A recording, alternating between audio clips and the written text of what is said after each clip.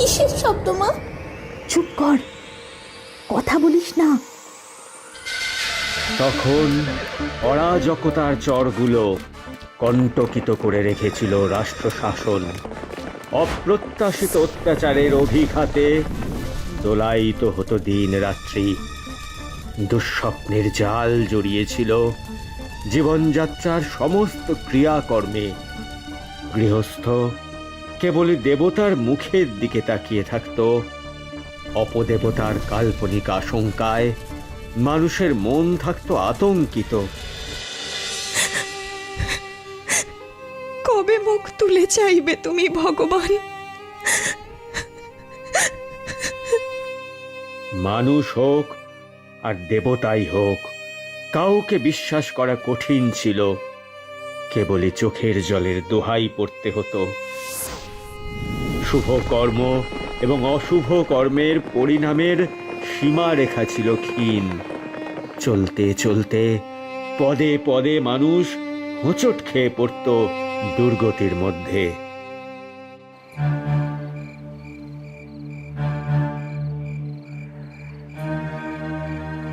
এমন অবস্থায় বাড়িতে রূপসী কন্যার অভ্যাগমন ছিল যেন ভাগ্যবিধাতার অভিসম্পাত। তখন মেয়ে ঘরে এলে পরিজনরা সবাই বলতো, পোড়ার মুখে বিদায় হলেই বাঁচি। সেই রকমই একটা আপদ এসে জুটেছিল 3 মহলার তালুকদার বংশীবদনের ঘরে। ওগো, মেয়ে হয়েছে। মেয়ে হয়েছে? হায় রে কপাল। আমি ওর নাম দিলাম কমলা। কালের নিয়মে সময় গড়ায় কমলা বড় হয়। বাহ সরলা, কি সুন্দর সাজিয়েছিস, খুব সুন্দর লাগছে। ওলো কমলা, কি করছিস?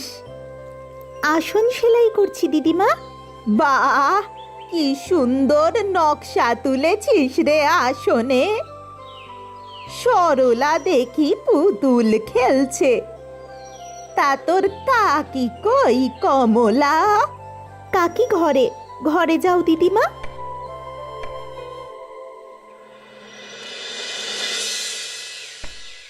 কি গো বংশীর বউ, কি করো? ও পিসিমা, আসুন আসুন, এই যে পান সাজছি, বসুন না। পান খান একটা, সেজে দিই? খেলে মন্দ হয় না। এই নিন। বাইরে দেখলাম কমলা আসনে কি সুন্দর নকশা তুলেছে, কি হাতের কাজ। সে নিজেও দেখতে হয়েছে তেমনি, রূপ যেন ফেটে পড়ছে। চারিদিকের অবস্থাও যে ভালো না। দেখুন তো পিসিমা, আপনিই বলুন, ওর মা বাপের আর কি, আমাদের উপর ওকে চাপিয়ে দিয়ে চলে গেল। আমাদের মাথায় সর্বনাশ চাপিয়ে দিয়ে গেল, বুঝতে পারছেন তো? কোন সময় কি যে হয় কিচ্ছু বলা যায় না। বলি, আমার এই ছেলেপিলের ঘর, তার মাঝখানে ও যেন সর্বনাশের মশাল জ্বালিয়ে রেখেছে। চারদিক থেকে কেবল দুষ্টু লোকের দৃষ্টি এসে পড়ে। ওই একলা ওকে নিয়ে কোন দিন আমার ভরাডুবি হবে সেই ভয় আমার ঘুম আসে না, জানেন? সুদিন যে কবে আসবে।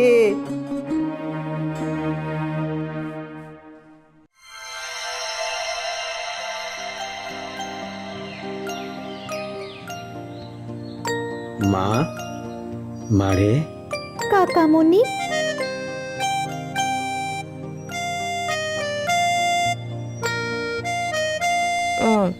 তুমি এসেছো? তা হ্যাঁ গো, বলি কিছু ভাবলে? কি বিষয়ে? ওই দেখো, বলে কি বিষয়। বলি আর কতদিন এভাবে কমলাকে লুকিয়ে রাখবে? সে আর ছোটটি নেই। মানুষের কুনজর পড়তে সময় লাগে না, কিছু একটা ব্যবস্থা করো। এইভাবে মাথায় চিন্তার বোঝা নিয়ে থাকা যায়? গিন্নি, সেই জন্যই আমি এমন ঘরে পাত্র সন্ধান করেছি যারা মেয়েকে রক্ষা করতে পারবে। কে সে? ছেলেটি মোচাখালীর পরমানন্দ শেঠের মেজ ছেলে। শেঠ বংশ খুব ধনী, খুব প্রবল। ছেলেটি বেজায় শৌখিন, সব সময় সঙ্গে ভোজপুরি পালোয়ান নিয়ে ঘুরে বেড়ায়, সব বিখ্যাত লাঠিয়াল। ছেলেটি বিবাহিত, তার এক স্ত্রী আছে, আর একটি নবীন বয়সের সন্ধানে সে ফিরছে। কমলার রূপের কথা তার কানে উঠতে সে তাকে ঘরে নেবে এই পণ করেছে। দেখতে দেখতে কমলার বিয়ের দিন আগত হয়। বংশীবদন তার সাধ্যমতো সব আয়োজন করে। ও মা, কি সুন্দর লাগছে আমাদের কমলাকে! বাবা, চোখই তো ফেরানো যাচ্ছে না। কই দেখি দেখি। ও মা, একদম লক্ষ্মী ঠাকুর! কি তাই না? বাবা! কমলা, কাকামণি, কোথায় ভাসিয়ে দিচ্ছ আমাকে?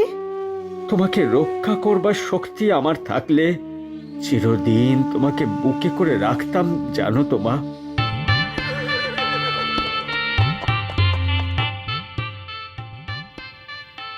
বাবা জীবন চলে এসেছে, আমি যাই, আমি যাই।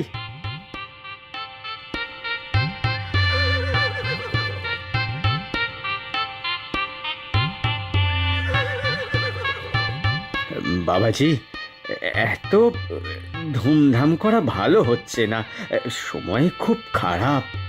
দেখা যাবে কেমন সে কাছে ঘেঁষে।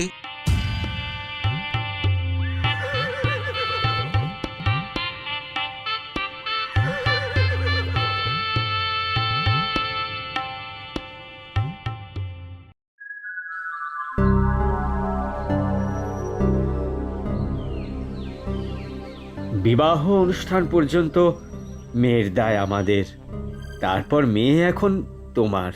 তুমি ওকে নিরাপদে বাড়ি পৌঁছবার দায় নাও। আমরা এ দায় নেবার যোগ্য নই, আমরা দুর্বল।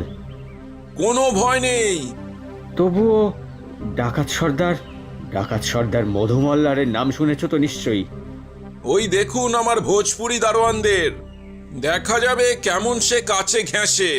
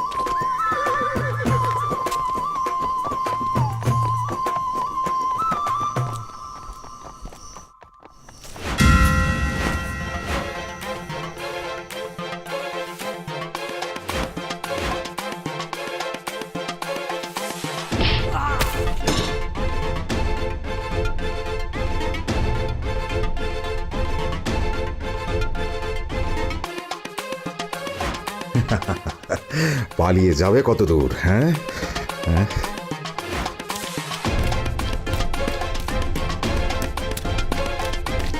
ছেড়ে দিন, বাঁচাও, বাঁচাও আমায়, বাঁচাও!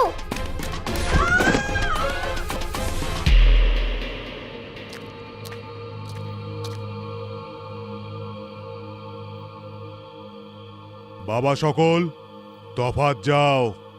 আমি হবির খাঁ। খাঁ সাহেব, মধুমল্লার, ছেড়ে দাও কন্যাকে। আপনাকে তো কিছু বলতে পারবো না খাঁ সাহেব, কিন্তু আমাদের ব্যবসাটা মাটি করলেন কেন?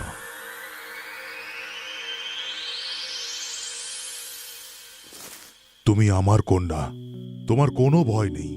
এখন এই বিপদের জায়গা থেকে চলো আমার ঘরে। বুঝেছি, তুমি হিন্দু ব্রাহ্মণের মেয়ে। মুসলমানের ঘরে যেতে সংকোচ হচ্ছে, কিন্তু একটা কথা মনে রেখো, যারা যথার্থ মুসলমান তারা ধর্মনিষ্ঠ ব্রাহ্মণকেও সম্মান করে। আমার ঘরে তুমি হিন্দু বাড়ির মেয়ের মতোই থাকবে। আমার নাম হবির খাঁ, আমার বাড়ি খুব নিকটে। তুমি চলো, তোমাকে আমি খুব নিরাপদে রেখে দেব। দেখো, আমি বেঁচে থাকতে এই তল্লাটে কেউ নেই যে তোমার ধর্মে হাত দিতে পারে। তুমি এসো আমার সঙ্গে, ভয় করো না, চলো মা।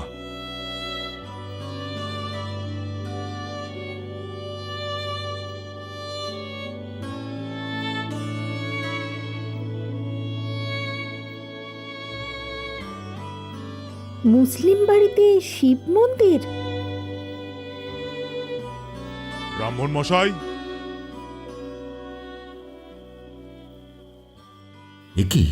এ কি চোখ মুখের অবস্থা মা তোমার? মেয়ের সদ্য বিয়ে হয়েছে, আর শ্বশুরবাড়ি যাওয়ার পথে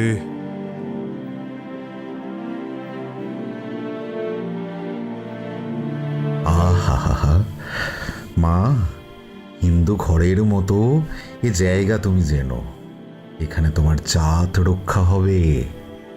দয়া করে কাকাকে খবর দিন, উনি এসে আমায় ফিরিয়ে নিয়ে যাবেন। বাছা, ভুল করছো।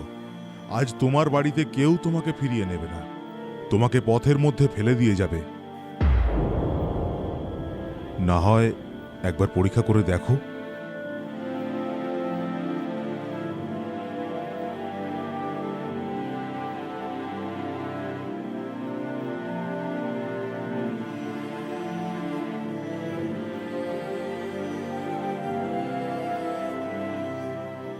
আমি এখানেই অপেক্ষা করছি, তুমি যাও।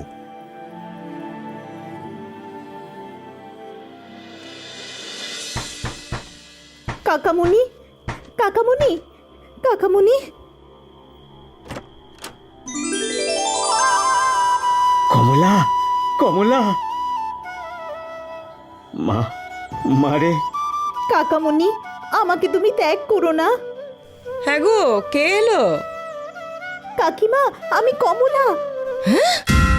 মাগো মা, বলি এতক্ষণ ধরে দাঁড়িয়ে তুমি ওর সাথে কথা বলছিলে? দূর করে দাও, দূর করে দাও বলছি এই অলক্ষীকে। সর্বনাশিনী, হ্যাঁ, বেজাতের ঘর থেকে ফিরে এসেছিস আবার? কি বলছো গিন্নি? গিন্নি, শোনো, আমাকে তাড়িয়ে দিও না। মারে, উপায় নেই মা, তুই চলে যা, চলে যা তুই। আমাদের যে হিন্দুর ঘর, এখানে তোকে কেউ ফিরিয়ে নেবে না। মাঝখান থেকে আমাদেরও জাত যাবে। আমরা নিরুপায় মা, আমরা নিরুপায়।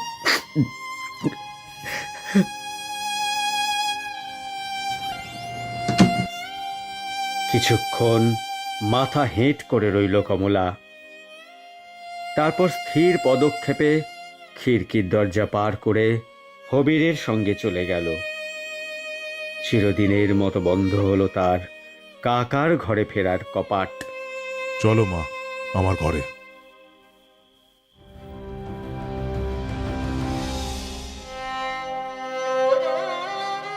তোমার মহলে আমার ছেলেরা কেউ আসবে না। এই বুড়ো ব্রাহ্মণকে নিয়ে তোমার পুজো আর্চা, হিন্দু ঘরের আচার বিচার মেনে চলতে পারবে। এই বাড়ির সম্বন্ধে পূর্বকালের একটি ইতিহাস ছিল। এই মহলকে লোকে বলতো রাজপুতানির মহল। পূর্বকালের নবাব এনেছিলেন রাজপুতের মেয়েকে, কিন্তু তাকে তার জাত বাঁচিয়ে আলাদা করে রেখেছিলেন। সে শিব পুজো করত, মাঝে মাঝে তীর্থভ্রমণেও যেত। তখনকার অভিজাত বংশীয় মুসলমানেরা ধর্মনিষ্ঠ হিন্দুকে শ্রদ্ধা করত। সেই রাজপুতানি এই মহল থেকে যত হিন্দু মহিলাদের আশ্রয় দিত, তাদের আচার বিচার থাকত অক্ষুণ্ণ। শোনা যায় এই হবির খাঁ সেই রাজপুতানির পুত্র। যদিও সে মায়ের ধর্ম নেয়নি, কিন্তু সে মাকে পুজো করত অন্তরে। সে মা তো এখন আর নেই, কিন্তু তার স্মৃতি রক্ষাকল্পে এই রকম সমাজ বিতাড়িত, অত্যাচারিত হিন্দু মেয়েদের বিশেষভাবে আশ্রয় দান করার ব্রত তিনি নিয়েছিলেন। আজ থেকে এই ঘর তোমার, নিজের করে নাও মা। কমলা তাদের কাছে যা পেল তা সে নিজের বাড়িতেও কোনোদিন পেত না। সেখানে কাকি তাকে দুর্ছাই করত। তেমনি শুনতে হতো তাকে সে নাকি অলক্ষী, সে সর্বনাশী, সে সঙ্গে এনেছে দুর্ভাগ্য, সে মরলে নাকি বংশ উদ্ধার পায়। তার কাকা তাকে লুকিয়ে মাঝে মাঝে কাপড় চোপড় কিছু দিতেন, কিন্তু কাকির ভয়ে সেটা গোপন করতে হতো। রাজপুতানের মহলে এসে সে যেন মহিষীর পদ পেল। এখানে তার আদরের অন্ত ছিল না। চারদিকে তার দাস দাসী সবাই হিন্দু ঘরের ছিল।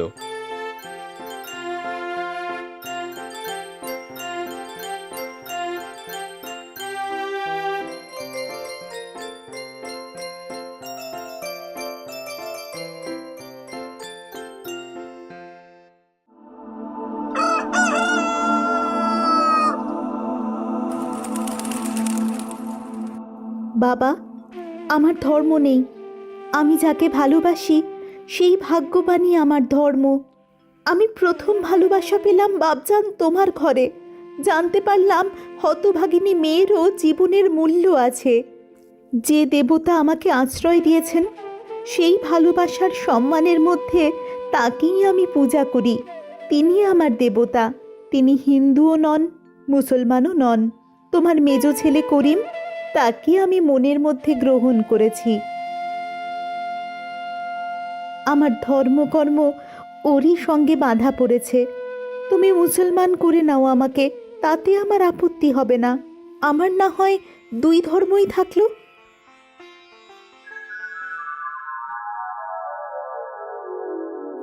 আজ থেকে তোমার নাম মেহেরজান।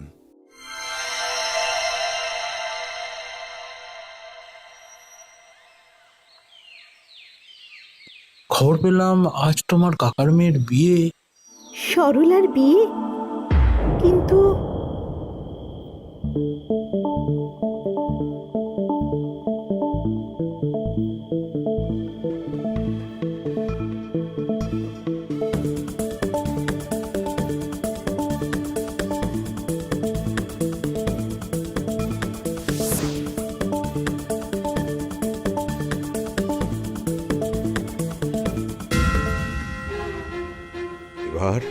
এবার তো আর কেউ পার পাবে না।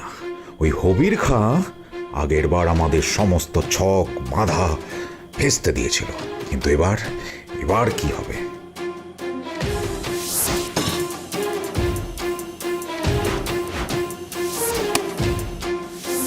খবরদার!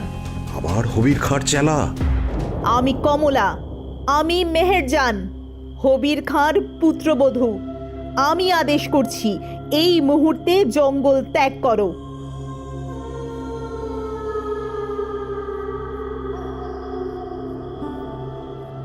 বোন, তোর ভয় নেই। তোর জন্য আমি তার আশ্রয় নিয়ে এসেছি, যিনি সকলকে আশ্রয় দেন, যিনি কারো জাত বিচার করেন না। কমলা, কমলা মা। কাকা, প্রণাম তোমাকে। ভয় নেই, তোমার পা ছোঁবো না। মারে, এখন একে তোমার ঘরে নিয়ে যাও। একে কিছুতে অস্পৃশ্য করেনি। কাকিকে বলো অনেক দিন তার অনিচ্ছুক অন্য বস্ত্রে মানুষ হয়েছি। সে ঋণ যে আমি এমন করে আজ শোধ দিতে পারবো তা ভাবিনি। সরলা, বোন আমার, যদি কখনো দুঃখে পড়তে হয় তবে মনে থাকে যেন তোমার মুসলমান দিদি আছে, তাকে রক্ষা করবার জন্য। ভুলো না যেন।